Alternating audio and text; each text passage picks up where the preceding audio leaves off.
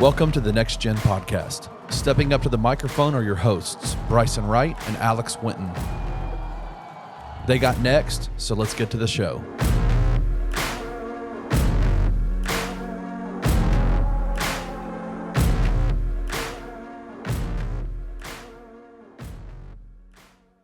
What's up, everybody? Welcome into the Next Gen Podcast here on the Bluff City Media Podcast Network. As always, I'm your host, Bryson Wright, and I'm joined by my co-host, Alex Winton. And we got to start with continuing our conversation from the last episode about the FIBA World Cup because Team USA has continued their exhibition games, and they had the biggest one that they've had, which was against Spain. They played Slovenia, but Luka didn't play, so that basically didn't really count to me. Obviously, they won the game, but Luka didn't play, so it kind of felt, kind of not worthless. It was good to have those minutes, but it wasn't as exciting as it probably would have been if Luka played. But that game versus Spain, if you don't know, it's probably the only time you'll ever watch a Team USA basketball game where they came into the game as the underdogs. Because Spain is ranked number 1 in the world coming into this tournament. They won the gold medal last time in FIBA, and, the U.S. came in 7th. So they were ranked number 1. They were playing in Spain. And I'll start with this. You could tell by the refs that they were playing in Spain. They were definitely playing in Spain. The refs were getting awards and stuff at halftime, and you could really tell It felt like it was leaning that sort of way, especially kind of the third quarter. Not to say that was the only thing, but it was a hostile environment. I would say it's probably one of the more difficult exhibition games. I mean, it's the most difficult exhibition game you could have for this FIBA World Cup tournament. And Team USA went in, got the 10-point win. It was a really close game overall, but obviously, the number one reason why we got to talk about this game, especially for this podcast, is because we got Jaren Jackson Jr. versus Santi Aldama, and they both played really well. I feel like Santi has really started to come into his own for Team Spain. He's really kind of like their sixth man. He's not starting, but he has been leading the team in scoring in a lot of these games. He ended up with 14 points in this game. And then on the other end, I think Jaren played really well as well. He had a lot of blocks. I think he had 3 blocks in this game. He had 14 points, and, he hit a 3. He did a lot in the post, pick and roll. He had a really nice and one in that fourth quarter that kind of sparked the run for Team USA at the end of the game. So I think he had a really good game, and just overall, I think it was probably the most compelling of the exhibition games. And I think it's the one that really showed you kind of what this Team USA team could be, while also, getting to see what basically a preview of what I think is probably going to be the gold medal game. If they don't end up, based on how the tournament works, they could end up playing earlier than that. But it looks like this is probably going to be the gold medal game, and it lived up to the hype. And, but it was really good to see both Jaren and Santi play really well, because even though, both of them couldn't win, it felt like the Grizzlies just had a good day. It felt like the Grizzlies won. Even though, both of them are on the same team, so they both couldn't win. But I feel like it was just a win for Grizzlies fans getting to see that for sure. Yeah, I agree with the Grizzlies sentiment. I mean, I think it was regardless who won the game, I think I was going to feel decent about it as long as both of them played well. I mean, which they did. Obviously, with Santi, you can see that he's obviously got a bigger role on that team versus the one with the Grizzlies. But obviously, you hope that the stuff that he does on this FIBA run, he can translate to the season. And a lot of it's not really different than what he's done before with the Grizzlies, but this just looks a lot better. He's shooting the ball a lot better. I feel like his shot prep is a lot better. He's getting to his shot easier. He's playing with a lot more confidence on both ends. So, I do feel like that's a real noticeable thing. Obviously, with Jaren, we already been talked about it. Jaren's shown, he's been playing well. It was cool to see them match up a couple times. I think Jaren guarded Santi a couple times, and I think he got a few stops on him actually, and I think vice versa. So that was cool to see. But yeah, no, that was really a good game. Again, like you said, that's probably the only game they'll be underdogs. USA will, because that's the only team that they have ranked over them. And again, they got ranked, like you said, they were 7th. So of course they were gonna. There's a chance that they weren't gonna be the number 1 team, even though they've shown to have dominance over the past couple decades and stuff like that. So But yeah, I feel like Jaren and Brunson kind of really set the tone for Team USA. Obviously, Ant did too as well. But I felt early on, I felt like it was like Jaren and Brunson really the guys that were kind of really setting the tone in the first quarter or first half. And then really that third quarter kind of got dicey. You know, Spain kind of made a run and, you know, they got the lead. And then really in the fourth quarter, they really locked down and really got the game back. And again, I think it's good for them to have a close game like that. You don't want every game to be a blowout because you want to be able to actually be in scenarios where you got to play and have focus on every possession and things of that nature. I mean, I felt like that game was kind of representative of that. So yeah, no, I think it was a good game just for Team USA in general. But like you said, for Grizzly fans, it was good to see that Jaren and Santi played well. Like both of them scored, I think, like I said, around the same amount of points. So I mean, it was really good. I think my hope is that again, we can see both of these guys on the court together, more lineups of them together. Because last year that was kind of a thing that we didn't really get to see was Jaren and Santi lineup. Not to say we didn't see it at all, but I felt like we didn't see it enough. And so I hope really that we see that going more into this coming up season, especially if Santi can make a leap, get stronger, things of that nature. Yeah, I'm just hoping Jenkins explores that a little bit more because I think that those guys as floor spacers, you could basically have a lot more spacing on the floor, which again will open up lanes for everybody involved. So at least from the offensive end. So yeah, no, it was a really great game. I think that was a great game, and I'm hoping that they can match back up again because I think you know it will be just the same type of atmosphere and level of intensity. So yeah. Yeah, and I think, talking about them playing together, I think that the roles that both of them have on their national teams is actually going to prepare them more to play with each other.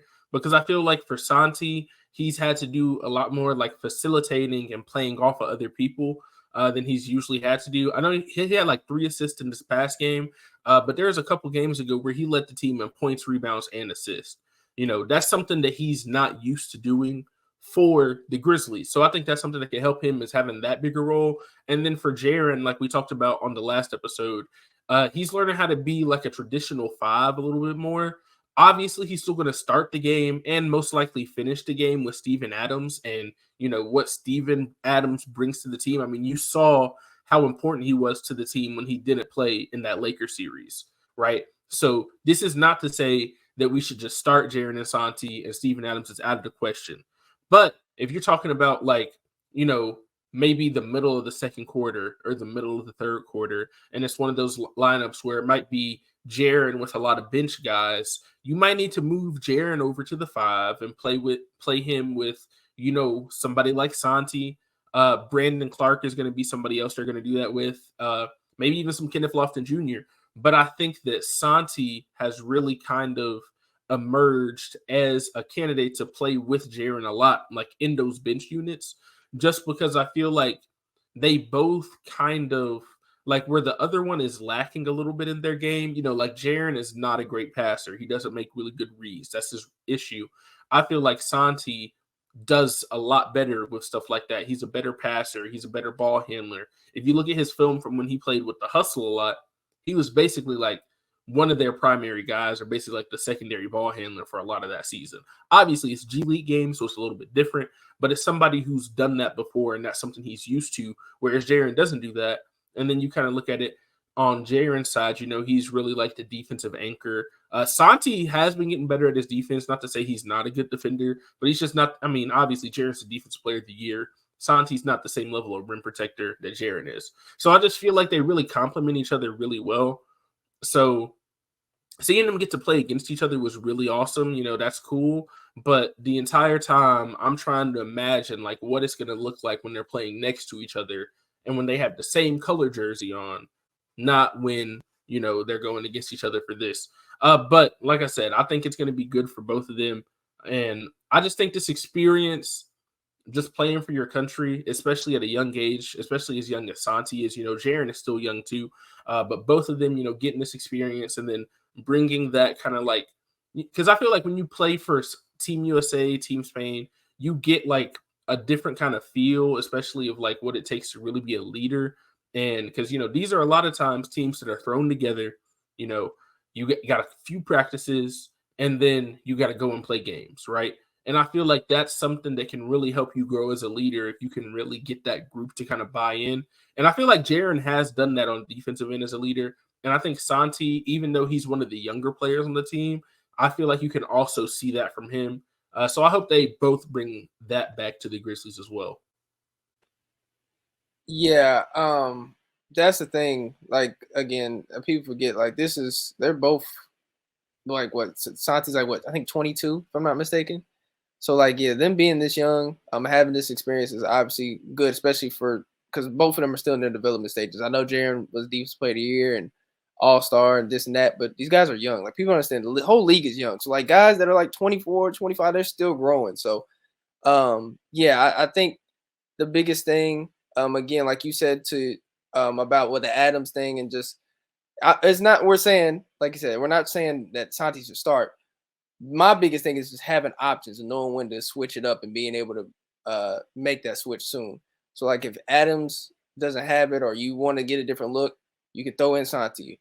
Same when they were doing with X basically, where X would start the game, but if they knew he didn't have it or the matchup didn't present itself, they went with Santi or they went with a small ball lineup. Stuff like that. I think they need to explore more because if you have more versatility, the more you're gonna be better off because you'll be able to play different types of styles against different types of teams and not really have any drop off in any significant way. So I think that's really a big thing. And hopefully we see it because I think we'll see it because especially with Ja being out for the first 25 games and then obviously BC to start the season. I think you're gonna have to try different things, especially in the early stages of the season, they've done that the last couple of years before where they tried things and see if they worked and they didn't work. And maybe even come back to them later down the line. So yeah, I was very encouraged by that, in terms of how they played and, how they looked on the court. So yeah, no, I'm just gonna be interested to see how they keep going. Cause again, they still got a lot of games. Like I think USA got like two or three more games before they start. And I think Spain might have a couple of games as well. So I'll be interested to see how those games go. Yeah, so for Team USA, as we're going to continue to kind of talk about them for a little bit, because we got one more thing we got to talk about. But they got two more games. They got Greece coming up on August 18th, and then they're going to be playing Germany on August 20th. So those will be the last two games, and then they are going to get started with the games that actually count on August 26th. They're going to be playing New Zealand. But the other thing we got to talk about is I feel like if we didn't talk about it, because the clip went viral today, so I feel like we got to mention it. It was the Anthony Edwards dunking. Jaren didn't jump with him, and he goes, "Jump, you the Defensive Player of the Year," like all that. And I feel like it made so I'll be honest, I saw it at about 7:30 when I first woke up, and I didn't comment on it, but it was the first clip on the USA basketball thing. I have the notifications on Twitter for him just for this run. And as soon as I saw it, I was like, man, somebody's going to pick this up and run with it. Now, me personally, I was not going to be the one to do it. So I was like, whatever. But it was probably about, I don't know, maybe 1 or 2 o'clock when I saw the first person tweet it out. And I was like, here we go. And then it was Bleacher Report, NBA Central, all the big, because this is the big thing. All the big NBA Twitter accounts know that if they talk bad about the Grizzlies just because of how the last season went, it's going to get a lot of interactions. So anytime, and then you have Anthony Edwards, who's a young star on the other end, and everybody loves Anthony Edwards too. So I feel like that was something that was, it was something that was going to get a lot of traction. But for me, I know we're talking about it, but honestly, I didn't really see it as that big of a deal. Like a lot of people like to make stuff that's a bigger deal, talking about are they having issues on the team and stuff? Like, no, they're not. It's a practice, man. People are competitive. People talk trash. Like, that's just how basketball is. It was cool and all. He told him to jump. He didn't jump. If Jaren jumps and Anthony Edwards gets hurt, then he looks like a horrible person because it's a practice. If he jumps and gets dunked on, it's kind of like a lose-lose situation on his end. I mean, obviously, it's a practice. So do you want to go for the block? Do you not? I feel like, especially playing with Ja, he knows that sometimes you just got to let it go because Anthony Edwards is going to be really important for Team USA down the stretch. But I also love that Anthony Edwards has that kind of fire to also like speak up and talk about it. But yeah, but we knew Anthony Edwards hates the Grizzlies. Anthony Edwards has hated the Grizzlies for like 2 years, like pretty hard. Because this was even before the playoff series. He said all he wanted to do was beat Memphis. Because I remember reading that. I think it was probably like February of 2022. So it was like before they even played in the playoffs. I remember reading that and being like, what? Like, what have they even done? And they ended up matching up. And then now it will make a little bit more sense. But I feel like a lot of people are over exaggerating. They're like, oh, fake defensive player of the year. Anthony Edwards does, like, okay, it is what it is. But I just felt like we had to talk about it a little bit. I really thought it was funny, though. Like, that was my first reaction, was just, I thought it was really funny. But, yeah, it was cool, though. Like, I'm an Anthony Edwards fan, man. I'm cool with Anthony Edwards. I mean, obviously, I'm also a Jaren Jackson Jr. fan, if you listen to this podcast. But I was like, I was not fine. Like, I had no problems with it. I thought it was funny. Yeah, I saw it late. I was at work when I saw it. I didn't even know it came out that early, which was funny because I think I saw it like after it blew up, like it already has that many. And I looked and I was just like, okay, that's whatever. Like, it's basketball. Like, I played basketball this past weekend, and obviously we didn't talk like that. But I mean, we was having like, it's just competitive talk. Like, it's basketball. People who are saying real things about it are just trying to get clicks and interaction, which is cool. I mean, I ain't mad at it. It's Twitter. That's what the app's for. But like, that was nothing. I mean, like you said, like I've been said, it's a lose-lose situation because I mean, he go up, either he get dunked on or he blocks it, and then, or if he doesn't block it and he hurts Ant, then it's really gonna look stupid because the whole team gonna be mad at him because why you go up for it, and you know what I mean? Like, it's a lose-lose situation. There's really nothing to it. Like, of course, Ant was gonna say that. It's Anthony Edwards. Like, this dude, this is one of the most competitive, talkative dudes in the league. That's why he's the star he is. Like I'm not really like moved by it. It was funny. Like, I found it funny. Just thinking about it now, talking about jump, we hit you the defensive player of the year. I just find it funny. But like, yeah, nah, it wasn't like anything crazy. Like, it's just part of the game. Like, it's part of it. I'm pretty sure Jaren moved on to the next play. Like, that's the thing that they've said about Jaren. Jaren don't really care about that type of stuff. Like, he'll just move on to the next thing. So yeah, nah, I mean, That's it was what he cool. talked about. I think it was on Paul George's podcast where he talked about that. Where he talked about, like, there was one game where I think he said it was like the Pacers, like a team you wouldn't think about it, where a bunch of dudes was like dunking on him and stuff, and he was like, you know what happens, just move on to the next play. And I feel like that's how he was. But like I said, I feel like it was mostly just like, you know, Twitter and, you know, social media and just like the whole media sphere in general sometimes, especially at the time of year it is, you know, because in terms of NBA stuff, there's not a ton going on besides a USA basketball scrimmage. So if you're trying to get, you know, clicks and stuff on an NBA video article, it's something they just want to talk about. But it did bring me to one last thing, is that we need another Grizzlies Timberwolves series, man. We need it badly. We need it so badly because, I mean, during the series, obviously it was really stressful. And maybe if the Grizzlies hadn't have won the series, I would look on it a little bit differently. But I just felt like it was one of the funniest basketball series I've ever seen. But that's besides the point. But the 20-point comebacks, D'Angelo Russell was shooting the ball off the backboard. Like, there was just so much crazy stuff that was going on. We in Minnesota now, just like the trash talking back and forth. And then, like, the clip that I saw, I got to give a shout out to our guy, Grizz Company Man, on Twitter, because he pulled up the video of Ja blocking Ant and talking trash. And, like, T. Morant was over in the corner dancing in the video and stuff. Like, all of that, it's just like, we need that. I feel like we need more teams that don't like each other. So we need another playoff series to really make that be a real rivalry, just because the Grizzlies talk the most trash in the NBA as a team. And I think Anthony Edwards maybe talks as much trash as the Grizzlies does by himself. So it's just like a perfect matchup. So that'll be my last little thing on that. Yeah, I'm not mad at it. I mean, I'm not mad if they had another series. I don't know. I mean, I think the Timberwolves are solid. I mean, you know what I mean? But like, you know, like if they don't get another series, I won't trip. But I mean, I won't mind it. Like, I mean, it'd be cool. You know what I mean? Like, I mean, I think that, you know, I think the Timberwolves, a lot of teams, again, don't like us for obviously because we talk a lot of crap. But to be honest, we are the standard. Like I always say about Ja and other point guards. like younger point guards, he's the standard.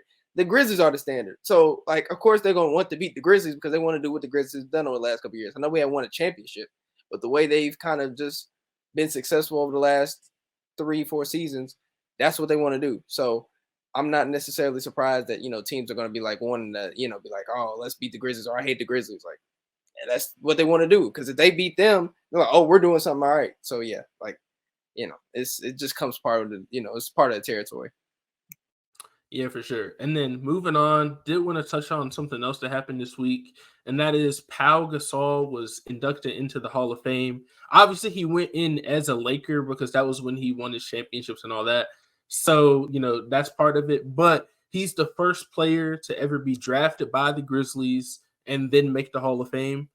So I think that's something that's to be celebrated. So, and like he was the first Grizzly to ever win an in-season award when he won Rookie of the Year. So I think he still is very important to, the Grizzlies' history. And when you talk about Grizzlies' history, I think you do have to mention Pau Gasol.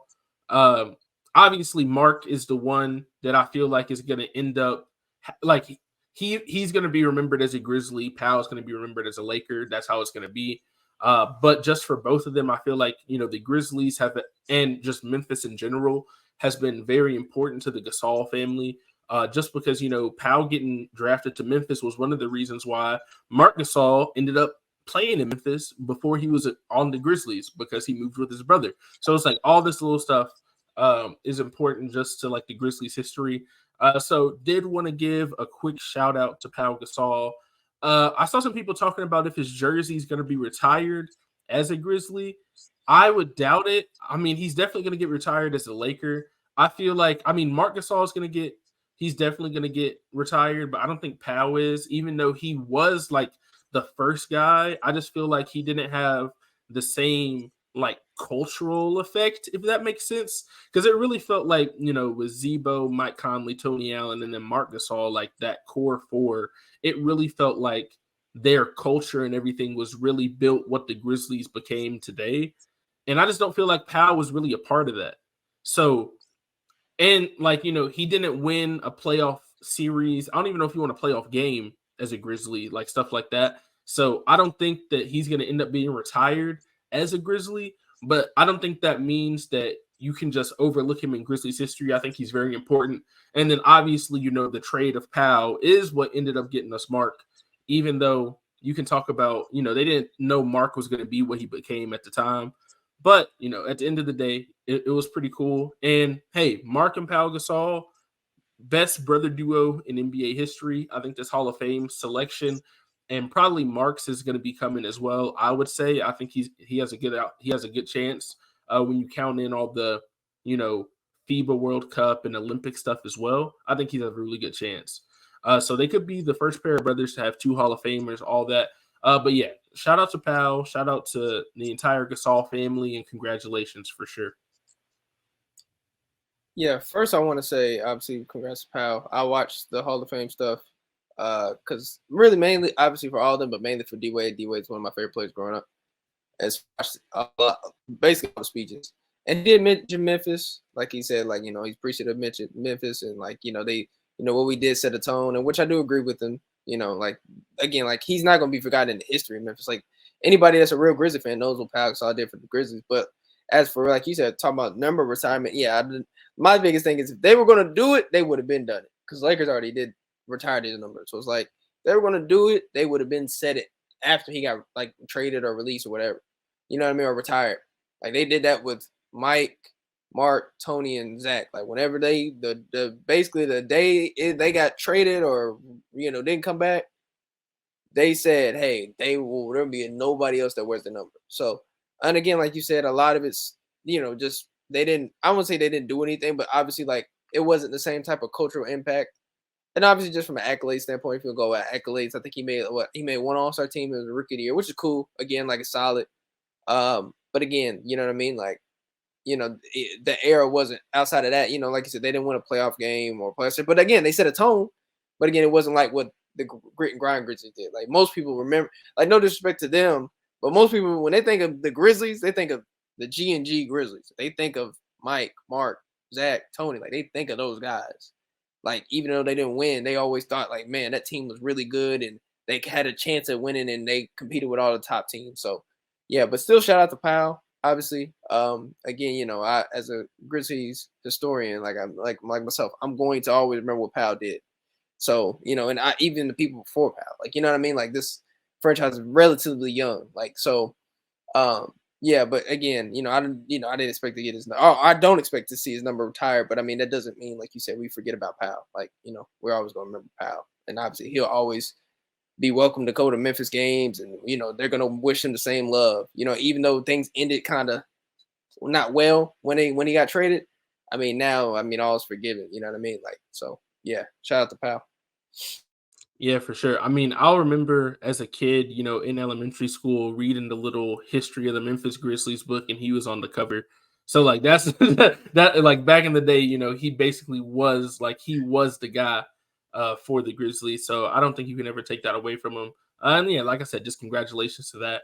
But then getting into like this last little segment that we got to get into is the in-season tournament schedule, at least for the group play, has officially dropped. It's going to start on November 3rd. The Grizzlies are going to go to Portland and play the Trailblazers. Then they're going to get a home game against Utah. Then they're going to play at Los Angeles, and then they're going to get a home game against Phoenix. Those are their 4 games for group play. Very tough group.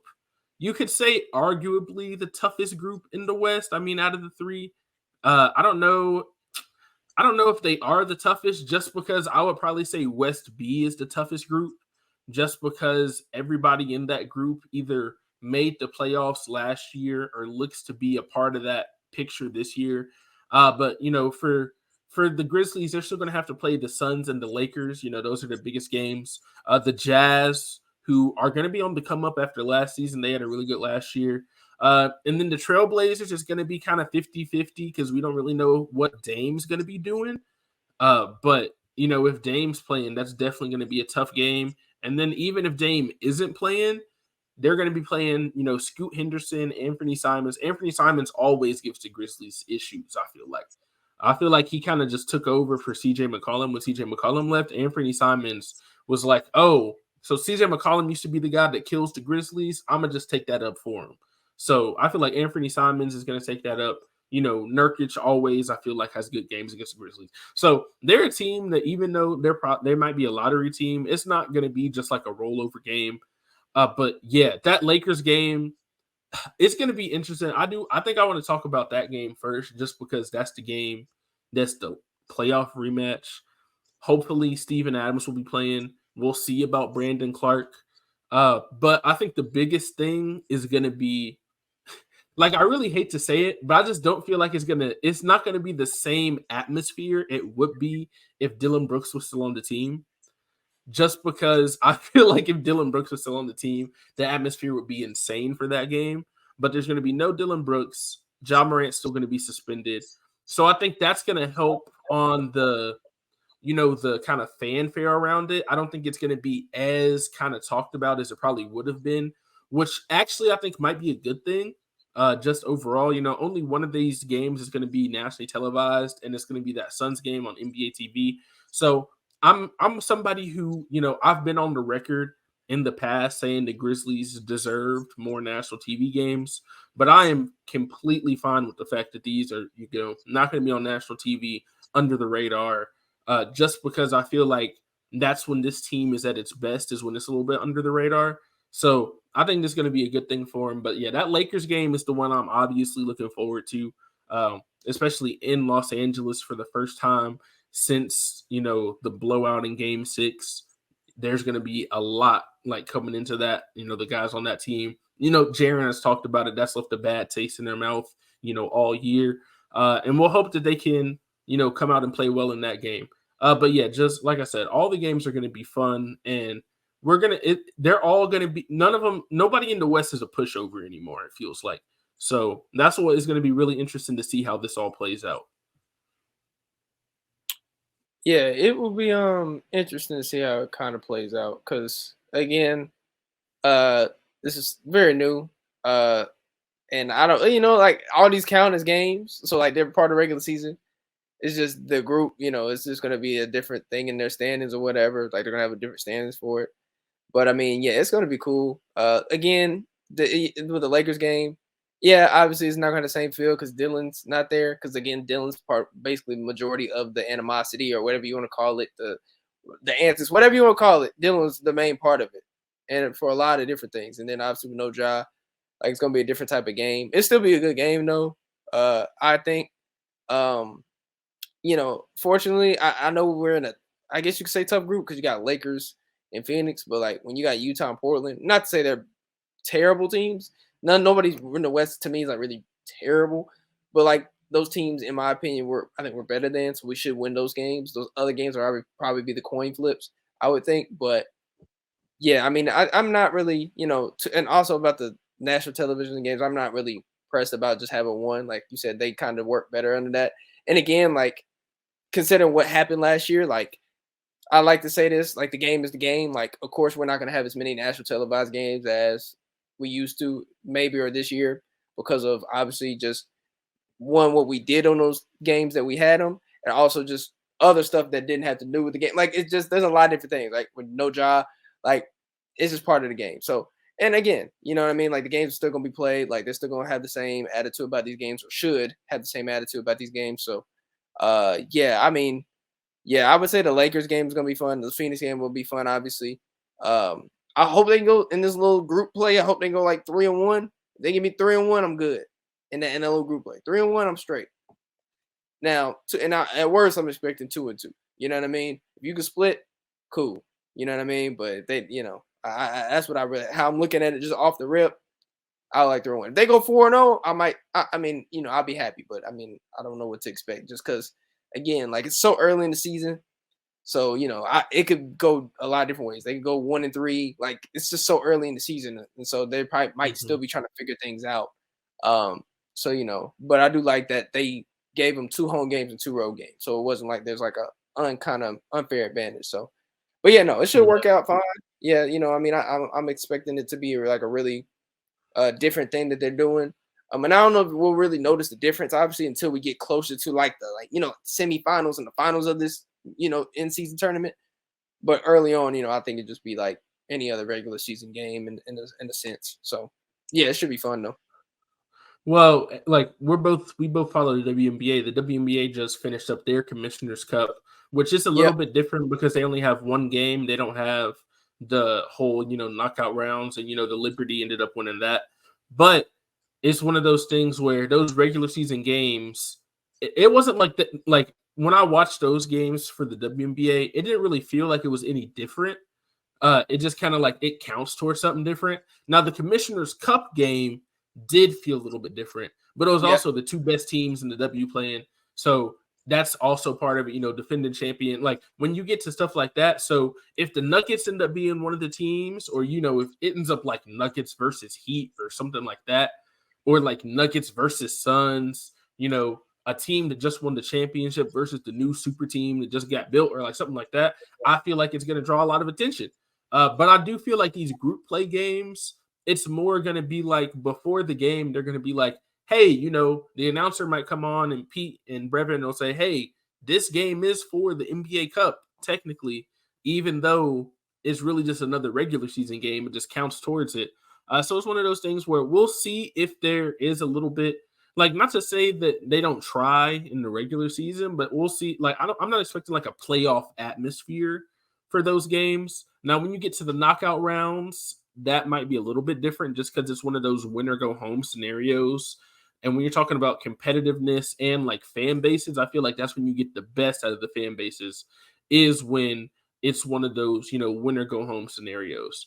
But I think for those group play games, it's going to be pretty normal. It's going to be basically like a normal game.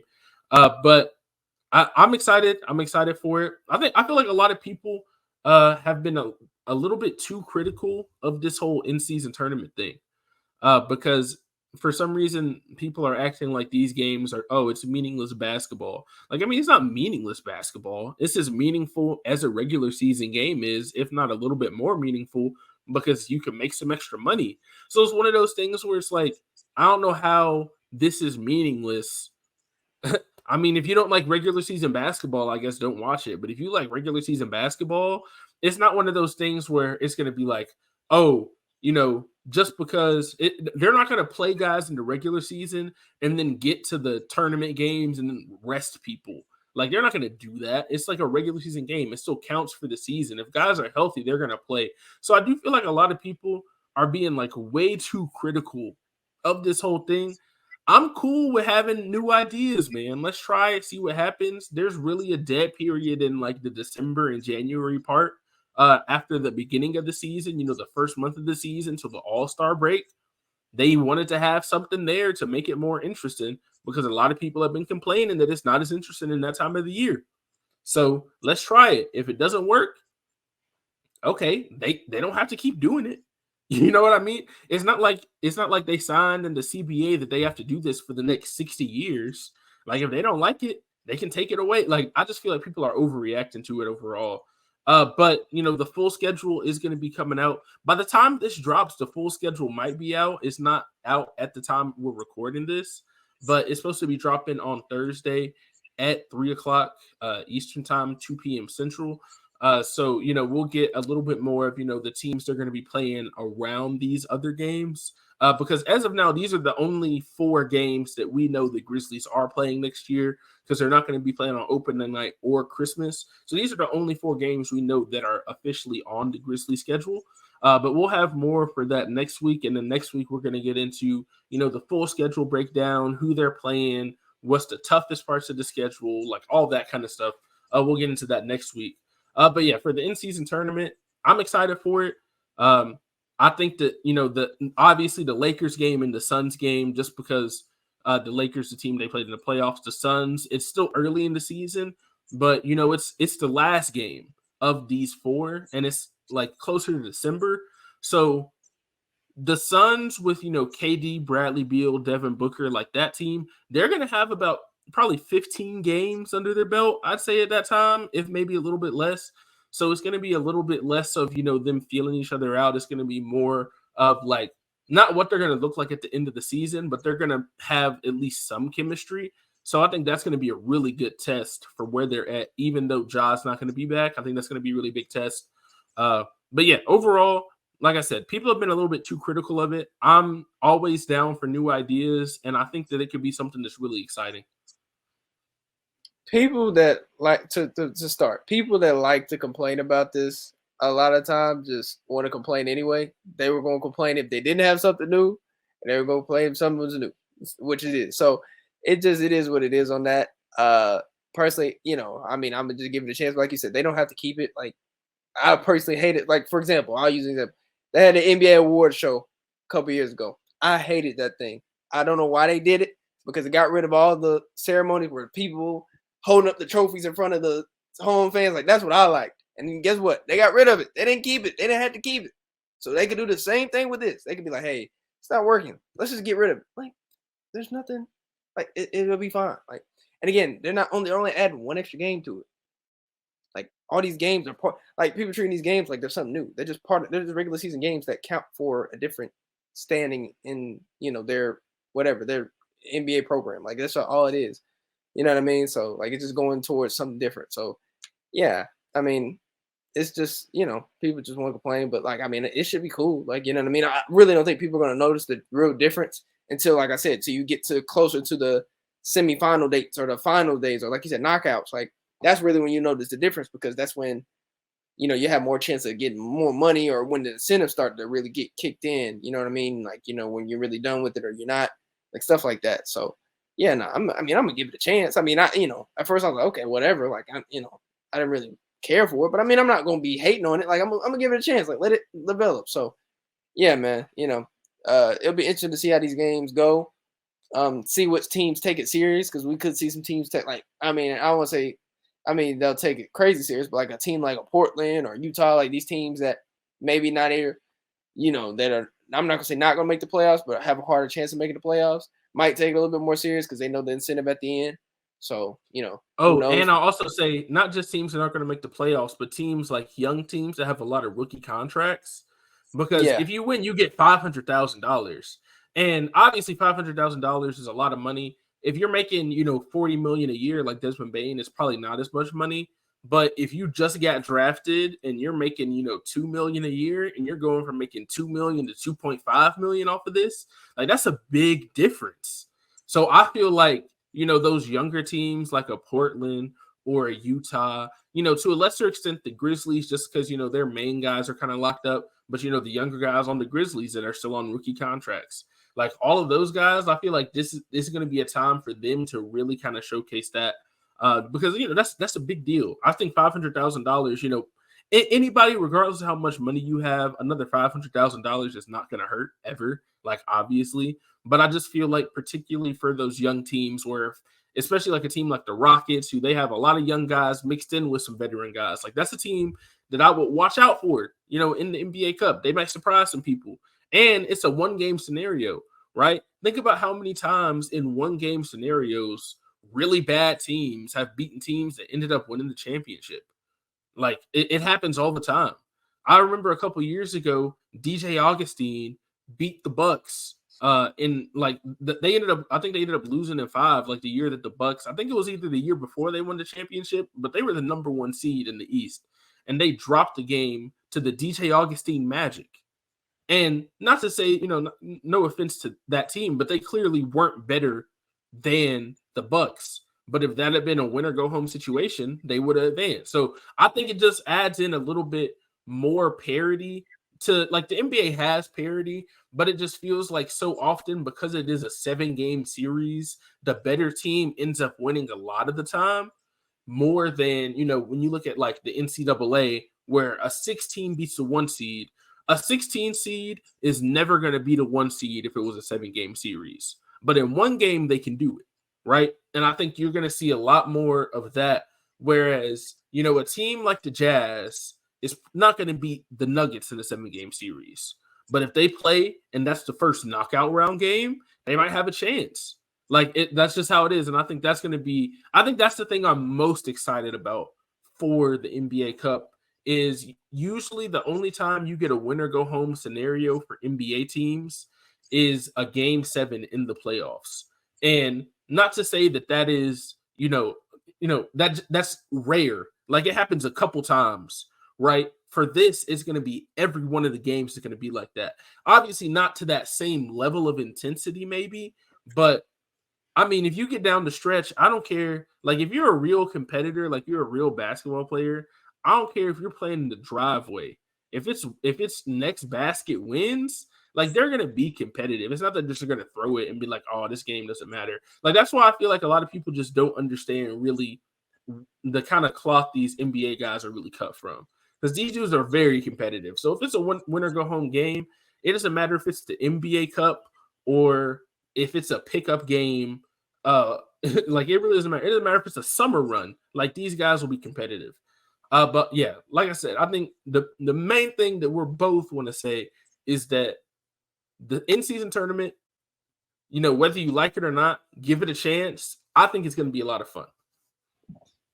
Yeah, to get to your point about like bad teams beating a good team, like I think if I'm not mistaken, last year the Nuggets, I think they lost to like the Pistons at home, like later in the season, like they lost, and they ended up winning. And Pistons were one of the worst teams last year, so.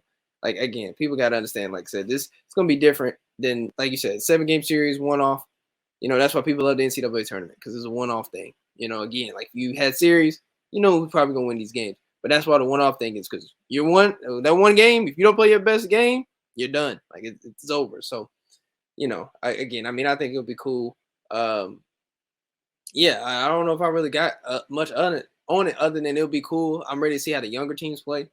Obviously, that was a good point. Yeah, the younger teams that on rookie contracts, I feel like guys are going to play a lot with a little bit more energy, a little bit more juice. But like you said, they're competitive, like NBA players. Like people understand these players are psychotic. Like, and I mean that in the most respectful way. Like they are psychos. Like they're psychos in how they think and how they do things. Like, or else they wouldn't make it to the league. Like, so you got to, you know what I mean? So, people got to understand these people are competitive. I know more money's being thrown around, but nah, these still NBA players at the end of the day. Like they're going to try to hoop. Like, especially if it's like last bucket, next bucket wins. Like, yeah, they're going to try to play. Like, come on now.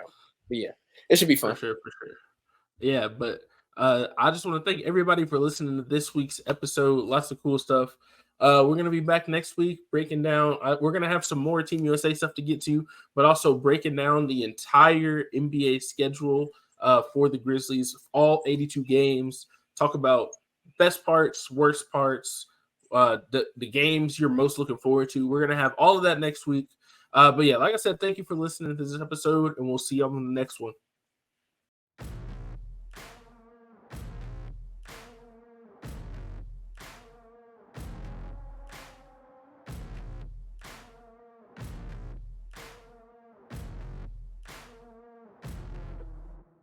Thank you for listening to this episode of the Next Gen Podcast. If you enjoyed this episode, leave a like and a comment wherever you download your podcasts. Head over to www.bluffcitymedia.co, where you will find comprehensive coverage of all things Memphis sports and how you can become an insider. We'll see you back here next time.